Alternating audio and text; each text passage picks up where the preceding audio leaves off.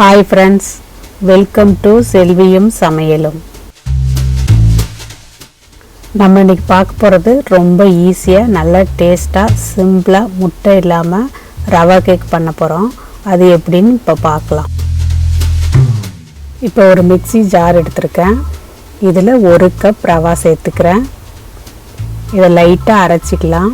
நம்ம அரைச்சிட்டு செஞ்சோம்னா கேக் ரொம்ப சாஃப்டாக இருக்கும். பாருங்கள், அரைச்சிட்டேன். 1 கப் ப்ரௌன் சுகர் சேர்த்துக்கிறேன். நீங்கள் ஒயிட் சுகரில் செய்கிறதா இருந்தால் 3/4 கப் சேர்த்துக்கோங்க, கரெக்டாக இருக்கும். இது கூடவே 1 கப் பால் சேர்த்துக்கிறேன். இந்த பால் ஏற்கனவே காய்ச்சி ஆற வச்ச பால். 1/2 கப் தயிர் சேர்த்துட்டு நல்லா அரைச்சிக்கலாம். பாருங்கள், இப்போ அரைச்சிட்டேன். இப்போ ஒரு மிக்சிங் பவுல் எடுத்துருக்கேன். இதில் அரைச்சதை சேர்த்துக்கிறேன். இது கூடவே 1 teaspoon baking powder, 1/2 teaspoon baking soda, 1 சிட்டிகை உப்பு, 1 teaspoon vanilla essence, 1/4 cup butter உருக்கி வச்சுருக்கேன், அதையே சேர்த்துக்கிறேன். உங்கள்கிட்ட பட்டர் இல்லைன்னா நீங்கள் நெய் எண்ணெய் வச்சும் செய்யலாம். இப்போ நல்லா மிக்ஸ் பண்ணிக்கலாம்.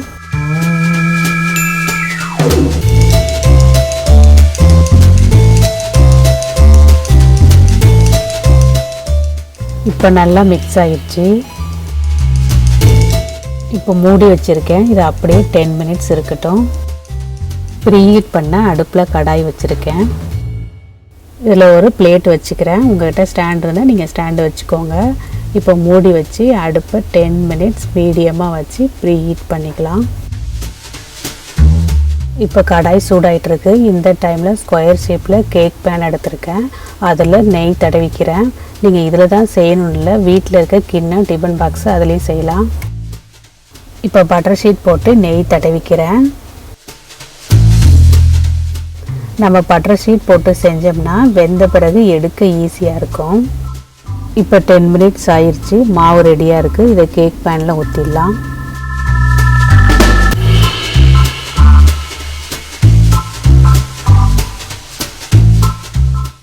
இப்போ 10 மினிட்ஸ் ஆயிடுச்சு. நம்ம ரெடி பண்ணி வச்சுருந்த கேக் பேனை இந்த கடாயில் வச்சிடலாம். அடுப்பு லோ ஃப்ளேமில் வச்சுட்டு மூடி வச்சிடலாம். இது வேக 45 to 50 மினிட்ஸ் ஆகும்.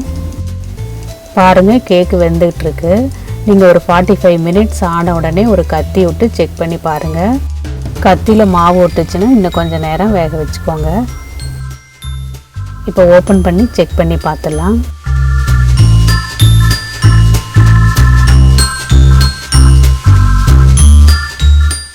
பாருங்கள், கத்தியில் ஒட்டவே இல்லை. இது வேக எனக்கு 50 மினிட்ஸ் ஆயிடுச்சு. இப்போ அடுப்பை ஆஃப் பண்ணிவிட்டு நல்லா ஆற வைக்கலாம். இப்போ பாருங்கள், கேக் நல்லா ஆறிடுச்சு. சுற்றி லைட்டாக கத்தியால் எங்கேயும் எடுத்து விட்டுக்கலாம்.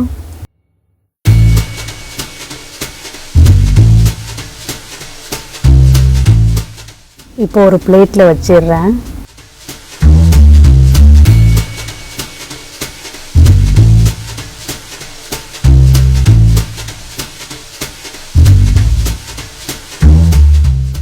இப்போ பட்டர் ஷீட் எடுத்துடுறேன்.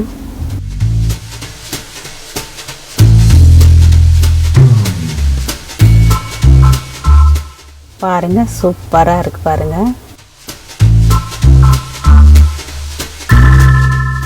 இப்போ கட் பண்ணிடலாம்.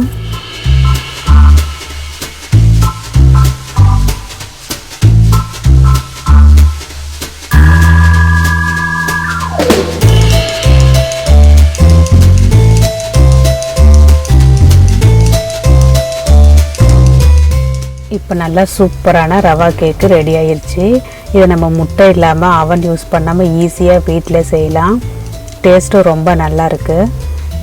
நீங்களும் ட்ரை பண்ணி பாருங்கள். கேக் ரொம்ப சாஃப்டாக நல்லா ஸ்பாஞ்ச் மாதிரி இருக்குது. பாருங்கள்,